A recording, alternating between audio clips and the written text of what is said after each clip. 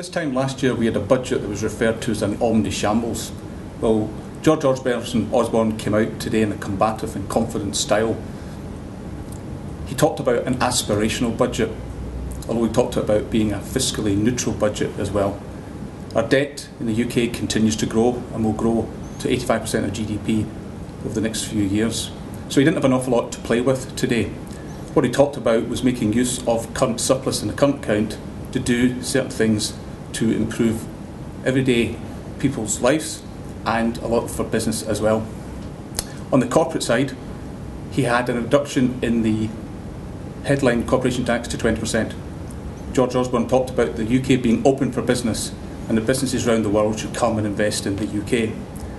He also announced changes to the R&D credit system for above the line and also for the patent box rule, which gives a 10% tax rate for corporations.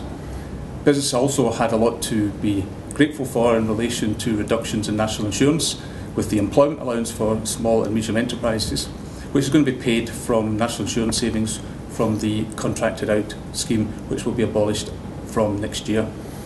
On the personal tax side, the Chancellor continued to voice strongly relating to anti-avoidance measures, and a number of these will be shut down so that some of the schemes we've seen and heard about over the last 6 months will be shut down.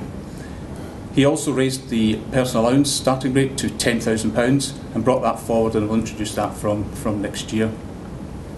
There were also changes for homeowners.